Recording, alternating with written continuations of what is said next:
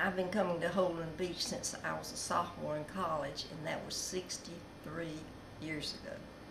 So I've seen an incredible number of changes. The year is 1946, and I'm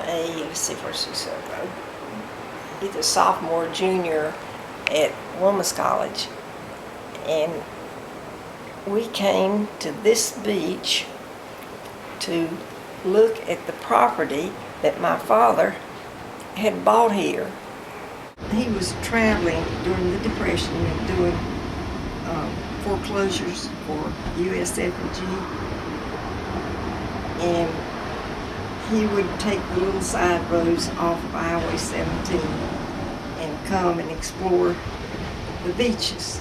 And one of the roads he took was a little dirt road, sandy road, and into Holden Beach.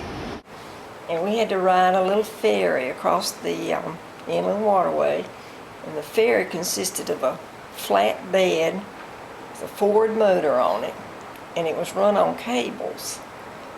And every time a boat would come through, a big boat would come through the inland waterway, they'd have to drop the cables to the bottom so the boat could pass, and when the boat passed, then they had to wind it up by hand to get the ferry running again.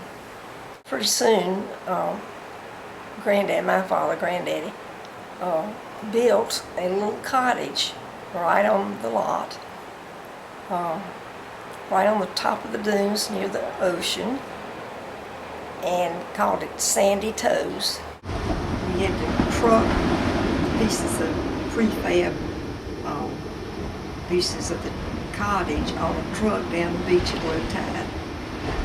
And some people lost cars at low tide. They would get on the beach and the car would stall, and then the tide would come in and just ruin the cars. Barbara's father and I were married in December the 19th. And we came to Charleston, South Carolina on their honeymoon, stayed a couple of nights at the Fort Sumter Hotel, which was an elegant hotel at that time.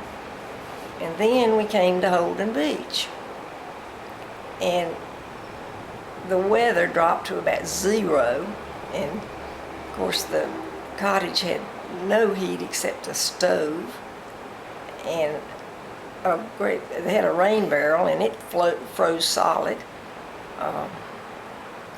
And I got really homesick. It was Christmas time, and I was away from my family, and I was really homesick. But we made the best of it, and went out and got a little pine tree, and then dyed some shells silver, some broken shells, and hung it on the tree. And that was our Christmas.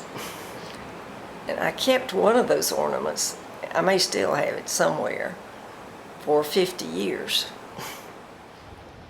Well, the most destructive hurricane we had came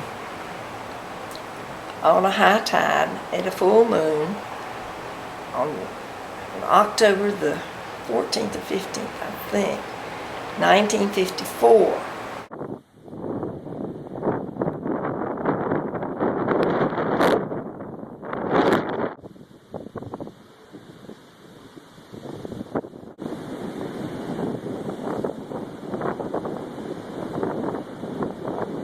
So the storm came through Holden Beach and just wiped it clean off the face of the map.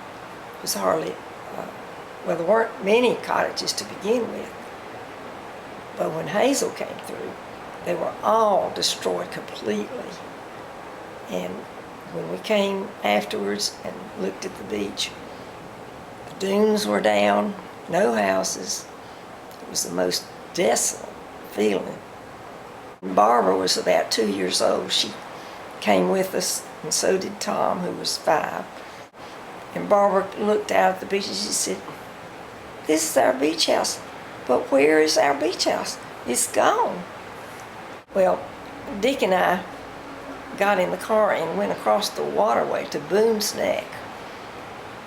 And we were looking around over there, and we came upon the absolute map of our beach cottage. It had had 2 floors anyway, and it just, the walls washed away and the whole thing washed over into a field near Boone's Neck. There's nothing we could do about it. I mean, we couldn't get the floor and take it, bring it back. But there it was.